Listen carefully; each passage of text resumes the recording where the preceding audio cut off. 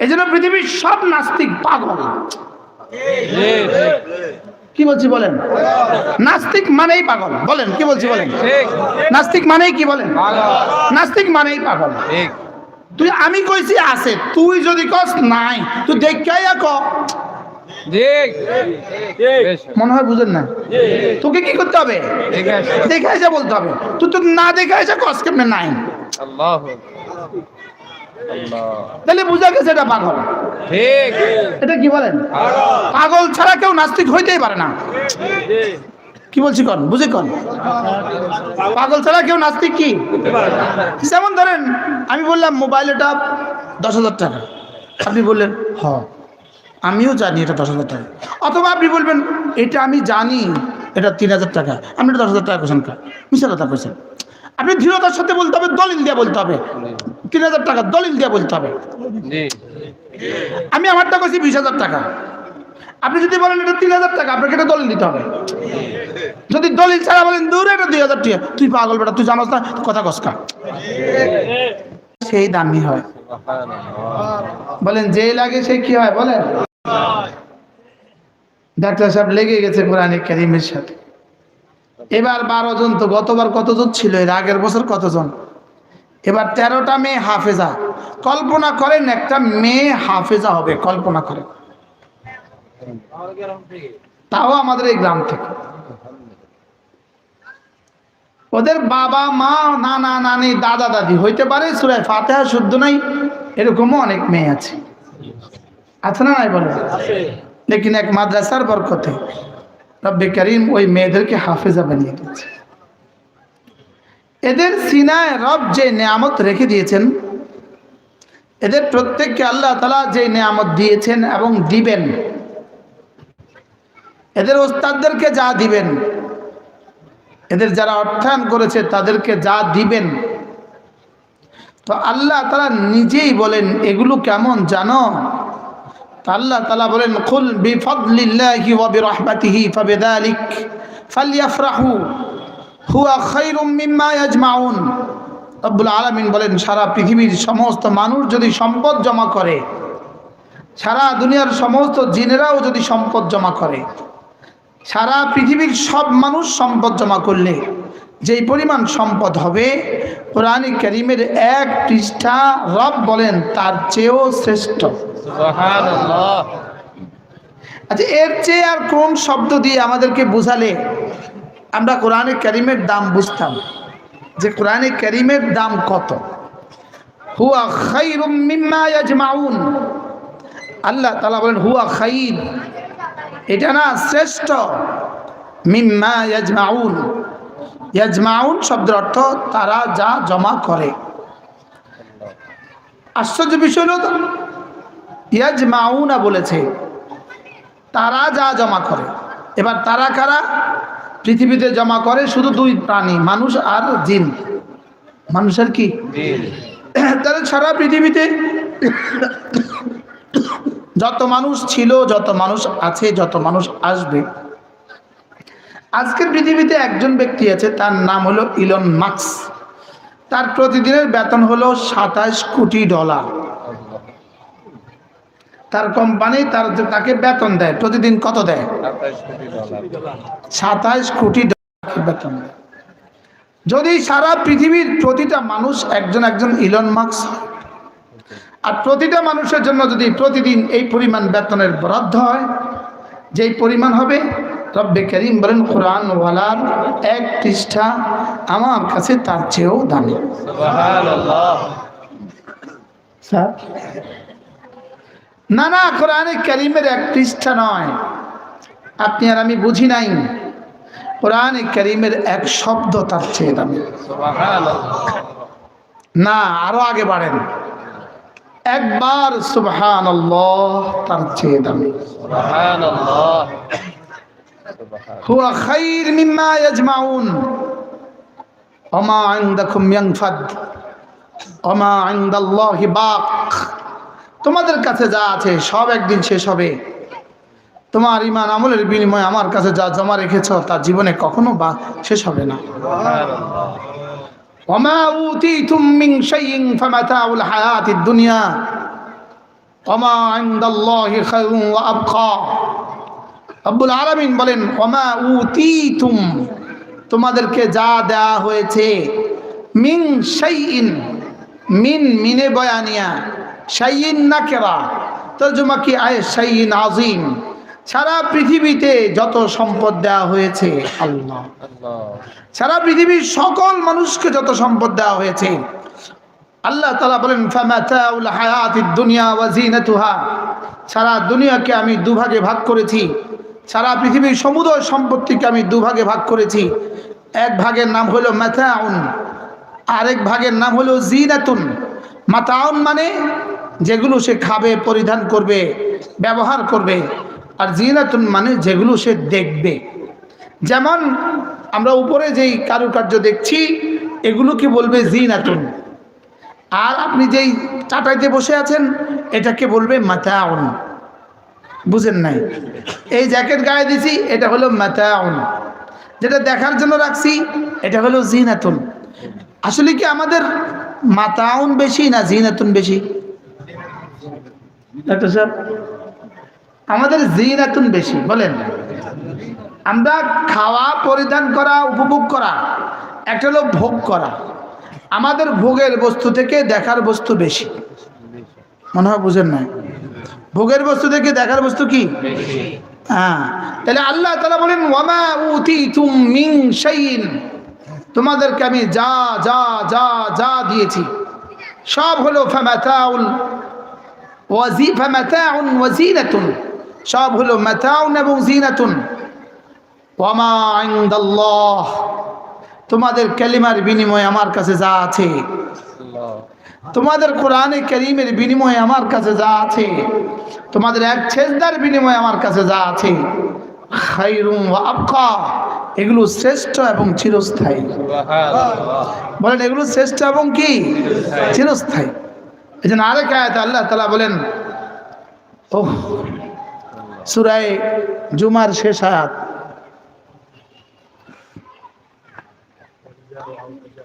وَإِذَا رَأَوْا تِجَارَةً أَوْ لَهْوًا انفَضُّوا إِلَيْهَا وَتَرَكُوكَ قَائِمًا قُلْ مَا عِندَ اللَّهِ خَيْرٌ مِنَ اللَّهْوِ وَمِنَ التِّجَارَةِ। আমাদের ডাক্তার সাহেব, আপনি আপনার জীবনের সমুদয় সম্পদ দিয়ে রব্বে কারীমের কাছে যা সঞ্চয় করেছেন, যদি ওগুলো সব রেখে দিতেন তো ঢাকাতে 10 তলা 2টা বাড়ি এমনটি হইতো, আর না 4টা বাড়ি। গত পরশু আমি একখানে আমার মাহফিল ছিল, ওই মাদ্রাসা যিনি সভাপতি তিনি বললেন যে, নিজেই বললেন যে হুজুর আমার অল্প কিছু সম্পদ আছে, তো নিজেই বলতেছেন হুজুর আমার ঢাকাতে 10 তলা 10টা বাড়ি আছে। আরো সৌভাগ্য হলো ওনার ছেলে নাই, আরো সৌভাগ্য হলো ওনার কি নাই? বলেন, ওনার ছেলে নাই। তো ওই মাদ্রাসাতে উনি অনেক দান করেন, অনেক করেন। বারহাল তো আল্লাহ তাআলা বলেন তোমাদের ইমানের বিনিময়ে আমার কাছে যা আছে, সারা পৃথিবীর সমস্ত ব্যবসা, সুবহানাল্লাহ বলেন, সারা পৃথিবীর সমস্ত তামাশা, সারা পৃথিবীর সমস্ত কি তামাশা। আজকের দুনিয়াতে তামাশার দাম বেশি। যেমন ফেসবুক কোম্পানির পয়সা আজকের দুনিয়াতে পৃথিবীর সবচেয়ে বেশি, কারণ এটা তামাশা। আমরা বুঝেন না? এটা কি? এটা খায় না, তামাশা করে। হ্যাঁ, এটা তামাশা করে। তো বলে, বলো, পড়ো,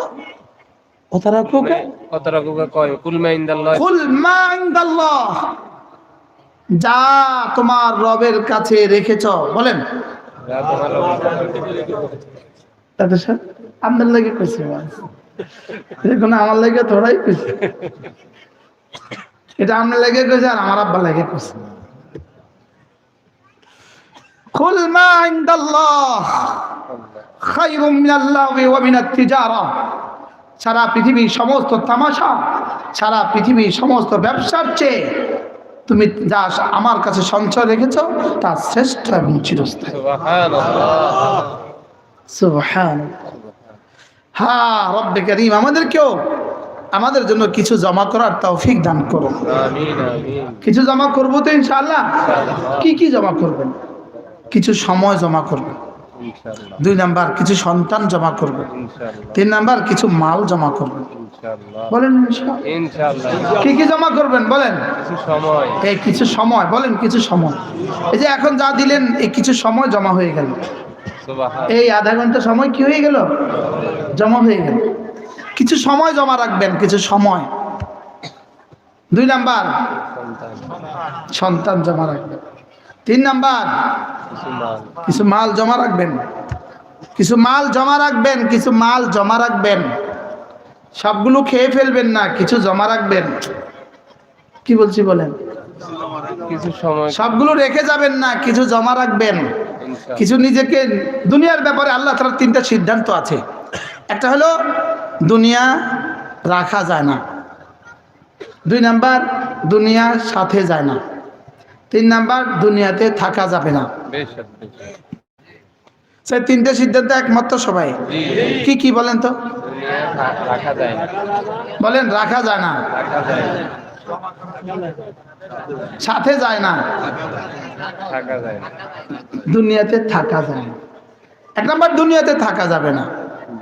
2 নাম্বার আপনার সম্পদ আপনি রাখতে পারবেন না, এটা রাখার জন্য আসে না। বেশ বেশ। মনে হয় বুঝেন না।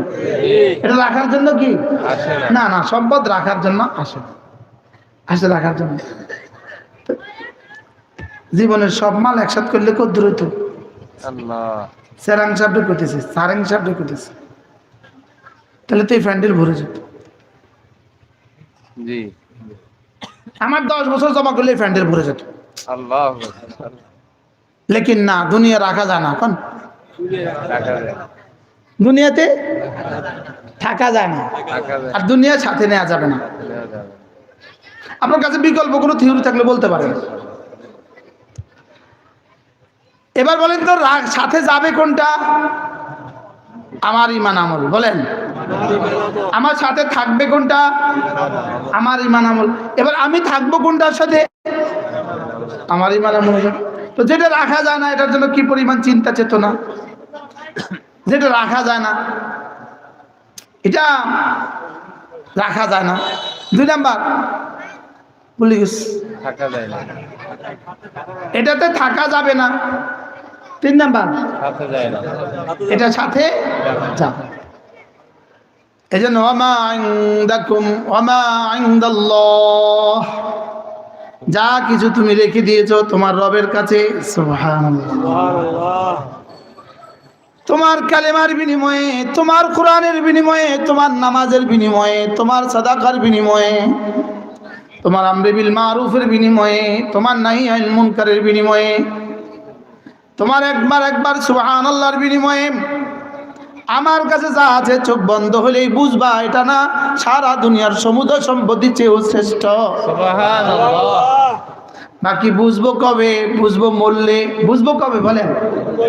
বুঝবো হ্যাঁ, আল্লাহ। তখন আর কামব্যাকের সুযোগ নেই। আচ্ছা যেমন ধরেন এই কাপড়টার পেছনে, আমাদের এই পেছনের এই দেয়ালের পেছনে কিছু একটা আছে, এই কাপড়ের পেছনে কিছু একটা আছে, হয় বাগান আছে, না ঘর আছে, না জায়গা আছে, আছে না নাই? আমি এখানে বসে বললাম এই বাগানটার পেছনে একটা ঘর আছে, আপনারা এখানে কেউ দেখেন না এটা ঘর আছে না নাই। আপনারা এই মুহূর্তে আমি বললাম এই কাপড়ের পেছনে একটা ঘর আছে, আপনারা সবাই এক বাক্যে বলবেন হয়তো পারে, এটাই তো কইবেন। হ্যাঁ কি বলবেন বলেন? আমি তো জানি না, ইনি বলতেছে এটার পিছনটা ঘর আছে, হইতেও পারে, কিন্তু কেউ এই কথা বলার স্পটটা দেখাবেন না, মিশা কথা নাই। যে জানে না, কথা বুঝেন না কথা, এটা কি কেউ বলবে? এটা কি কেউ বলবে? এটা বললে তা আপনাকে পাগল, তুই জানিস না, তুই এটা মিশা কথা কস কেন? তুই বল আমি জানি না, তুই বল আমি কি। হ্যাঁ উনি বলছে যে এটা পিছনটা ঘর আছে, হইতেও পারে, তুই বল আমি জানি না, লেকিন নাই তো বলার কোনো সুযোগ নাই। মনে হয় বুঝেন নাই। আমি বলছি আছে, আপনি না জানা থাকলে আপনি কি বলবেন? হইতে পারে।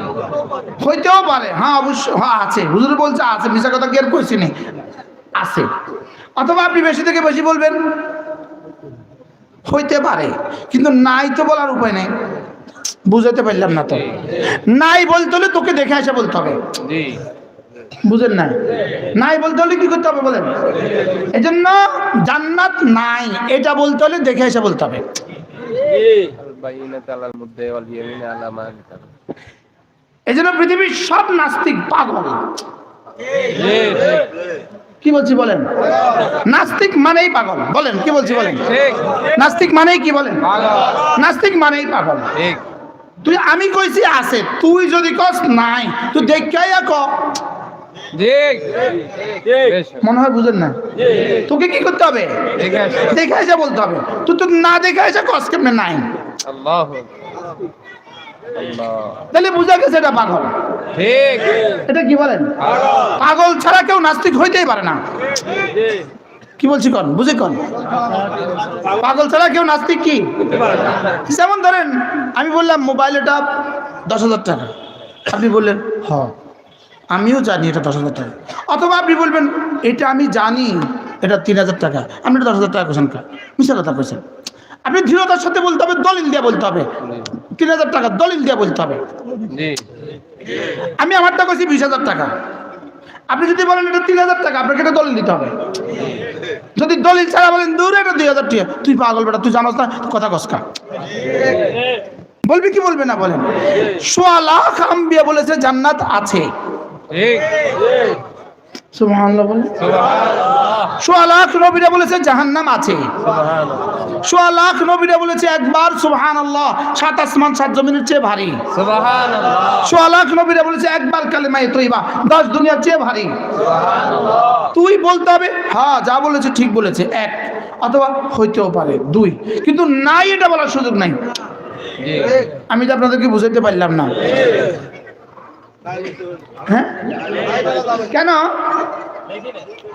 দেখে নাই দলিল নাই বলার সুযোগ নাই কেন? দলিল তুই নাই বলতে হলে দেখা এসে বলতে হবে, আর ওখানে দেখা কেউ আসতে পারে না।